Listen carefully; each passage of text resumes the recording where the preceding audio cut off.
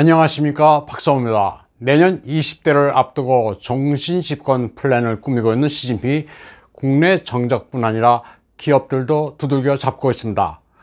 모택동 시기로 회귀하다 보니 대약진과 인민공사 체제에 비슷하게 가고 있는 것 아닌가 생각됩니다. 미국과 서방 세계에 맞서 그동안 훔친 기술로 버티고 있습니다. 중국 내 시장에서 돈을 벌려면 추가로 기술을 내놓으라는 식으로 테슬라를 공격하고 있습니다. 또 국내 기업들, 특히 IT 기업들을 압박하고 있습니다. 여기에는 IT 기업들이 정적인 상하이방에 돈줄이라는 이유도 있습니다. 또 기업가들의 성공 스토리가 너무 훌륭해 공산당의 위협을 흐리면 안 된다는 이유도 있습니다. 그리고 IT 기업은 빅브라더 서열을 가는 핵심이기 때문에 공산당이 장악을 해야 하겠다는 포석도 있습니다. 디지털 화폐를 보급하기 앞서 IT 기업은 당에 절대 복종해야 한다고 사전에 군기를 잡는 의도도 있습니다. 최근에 중국 공산당에 된통당하고 있는 기업이 메이투안입니다. 보통 한국에서는 중공판 배달의 민족이라고들 하는 기업입니다.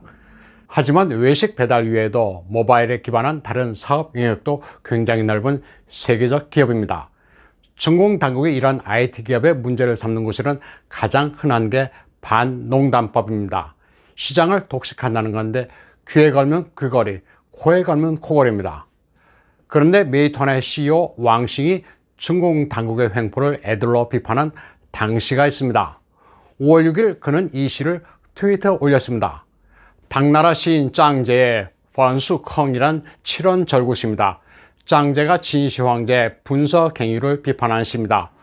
원문은 이렇습니다. 주보 연샤오 디예슈 관허 콩수어 주롱쥐坑会 외렁 산동란 류샹原来 不读书 책이 불타 연기로 사라졌으나 진시황의 제업, 제왕이라는 그의 위대한 업적도 폐허로 변했네.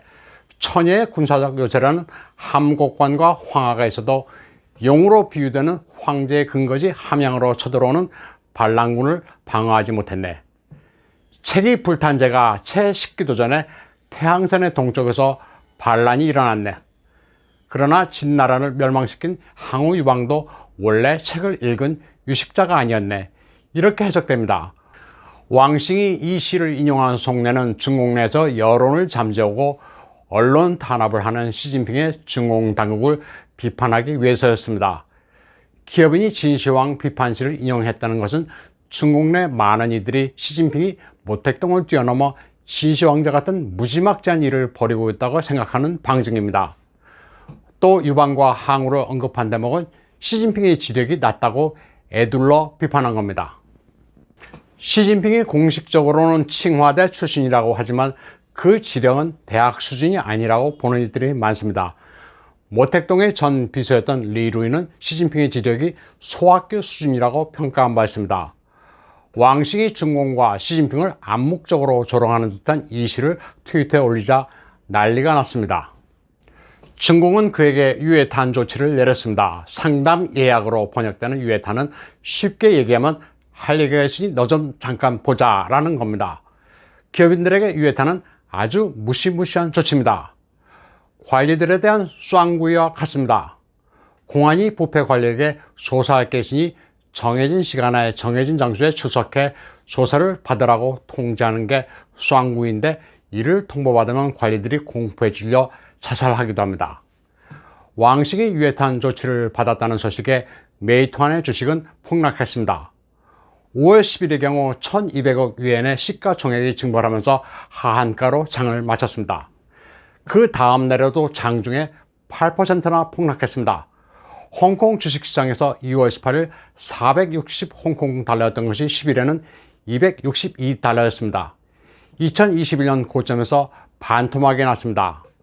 중국에서 인터넷 기업에 대한 탄압은 줄을 잇고 있습니다. 시장을 관리한다면서 마윈의 알리바바, 마화탕의 텐센트에 이어 메이투안이 타깃이 됐습니다. 마윈이 두들겨 맞아 분위기가 험악한 시점에 시흥이 발동한 왕싱이 필화를 저지른 겁니다. 중국 네티즌들은 마윈이 강연으로 왕싱이 시로 화를 불러왔다고 이야기하고 있습니다. 왕싱은 5월 6일 펀수컹이란 당시를 올린 지 사흘 뒤에 나름대로의 해명을 내놨습니다. 공산당을 비판한 게 아니니 오해하지 말라는 의도였습니다. 말인즉슨 이 시에 상당히 감동을 받았다고 말했습니다. 그러면서 서생에게 경각심을 불러일으키기 위해 분서를 한 진나라가 서생이 아닌 배운 게 없는 유방과 항우에게 망했다. 이는 진짜 최고의 위험은 우리가 예기치 못한 데서 온다. 예전에 알리바바가 징동을 경쟁 상대로 노려봤는데 오히려 위협적인 상대는 핀뚜어도로 타오바오를 완전히 눌렀다고 말했습니다. 지금 메이투안이 외식 배달에서 잘 나가는 것 같지만 앞으로 도전은 엉뚱한 데서 올 수 있다고 했습니다. 다시 말해 스스로 자신에게 경각심을 불어넣기 위해 올린 포스팅이지 공산당이나 시진핑을 조롱하려 한 게 아니라는 의미였습니다. 해명 비슷한 이 같은 자기 변호에도 파문이 확산되자 왕싱은 포스팅을 모두 삭제했습니다. 중국 내에서 470만의 오토바이 배달 대군이 메이투안의 유니폼을 입고 저녁을 누비고 있습니다. 메이투안은 이들에게 IT 플랫폼을 제공합니다. 하지만 계약 주체는 메이투안이 아니라 배달 업체와 개별 기사입니다. 외식 배달원 가운데는 석사급의 고학력자도 꽤 있습니다. 요즘 중공 청년들은 대학을 졸업하고 험한 일을 하기 싫어합니다. 외식 배달원은 근무 시간이 탄력적이어서 직장에 매일거리하는 젊은이들에게 인기가 있습니다. 자기 사는 고장에서 창업식으로 오토바이 한 대 사서 배달원을 하는 이들이 많습니다. 그러나 요즘엔 이마저도 쉽지 않습니다. 공안이나 도시 관리원들이 오토바이를 금지한다면서 압수해 가기 때문입니다. 참고로 우한 폐렴이 어느 정도 잦아들었다면서 중공 당국이 공장을 다시 가동한다고 했을 때 인력 수급에 애를 먹은 것도 배달 기사라는 직업의 인기 때문이기도 합니다. 한편 왕싱에 앞서 중공 당국으로부터 순환을 당했던 알리바바의 마윈이 10일 알리바바 기업 행사에 나타났습니다. 모스크바의 러시아 정부 화상회의에 돌연 나타난 직후 처음입니다. 파란 티셔츠에 흰색 바지에 캐주얼한 차림으로 미소를 짓기는 했습니다. 하지만 그새 많이 수척해졌고 주름살과 흰머리도 부쩍 늘었습니다. 마윈이나 왕싱이나 화는 입에서 비롯된다는 속담을 일깨워주는 사례라고 중공인들은 말하고 있습니다. 다음 소식입니다. 중공의 인구가 얼마나 될까 관심을 갖는 사람들이 많습니다.